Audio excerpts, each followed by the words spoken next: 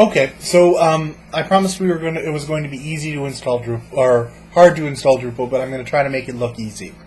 Really, the steps are very similar, if not identical, to the steps that we use for installing WordPress. And so what I've done is I've emptied out the WordPress database. I've just wiped it out. I've wiped out the file system.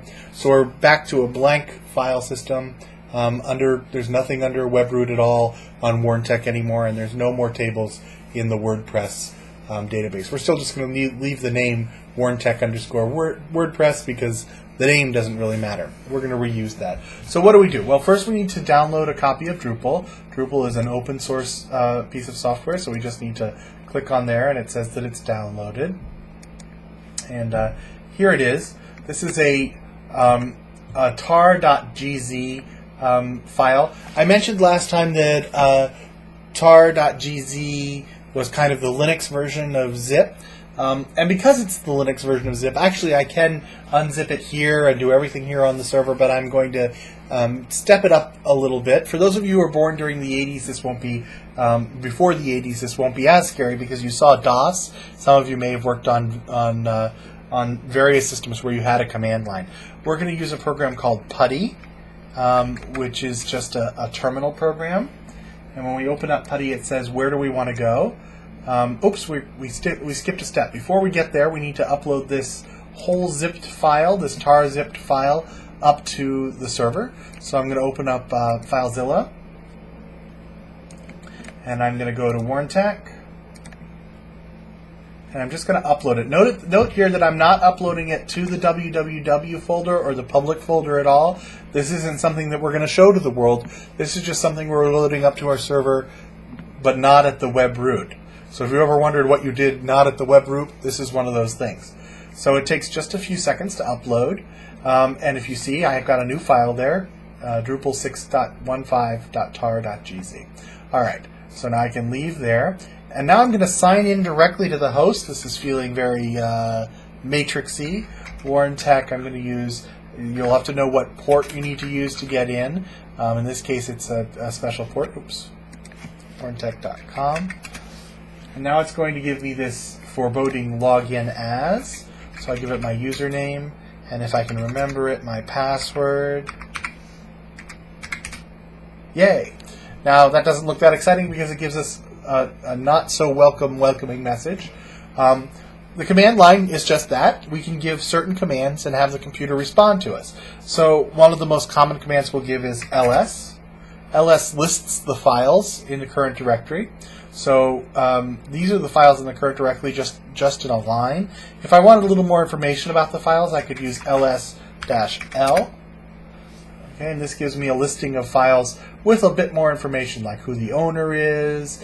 A lot of this looks like gibberish, and you don't have to know what it is. It's just helpful, like when the file was last updated, how big it is, the permissions for the file. In this case, when it starts with a D, it means it's a directory. So here the blue ones are directories. So we've got a bunch of stuff here. We're going to, I'll give you another command that's useful. The tar part of this, the tar.gz, stands for tape archive. This is back from the good old days when mainframes still had big old tape drives and you needed to archive things before they went on the tape. And so we need to, and this file is colloquially called a tarball because it's something that's kind of been balled up into a compressed format.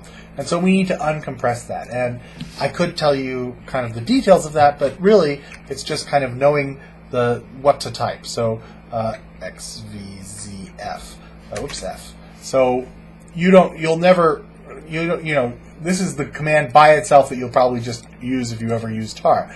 You don't need to know what each of those switches are, but basically what they say is that we want to extract it, and we want it to talk a lot about it when it's doing it, and we know that it's also zipped, and so and we want it to kind of make folders for us as well. So it kind of gives us an idea of what we want it to do. We need to tell it which file we want to untar, and it's this one right up here. So it's Drupal.6.15.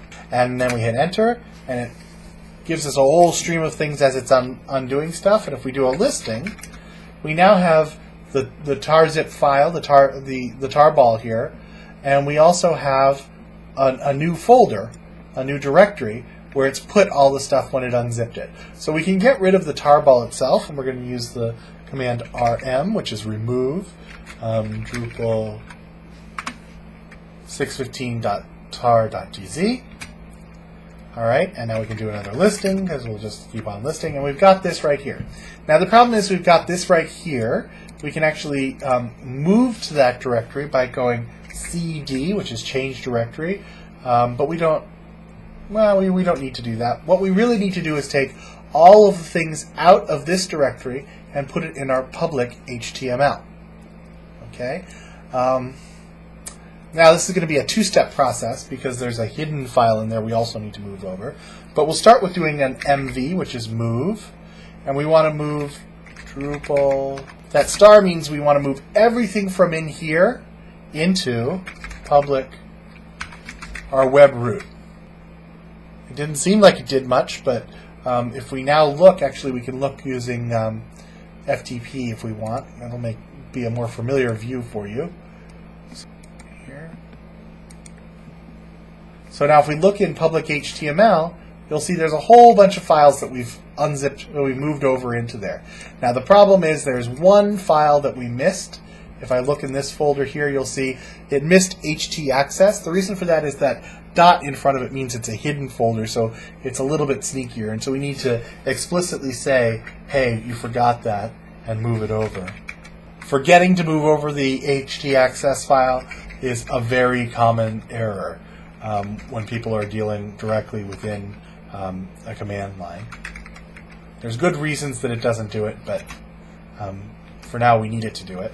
So now if we refresh over here, we'll see, actually we can refresh this and we'll see it's gone, and we'll go over to public HTML and we'll refresh and we'll see it's there. So we've moved it over there.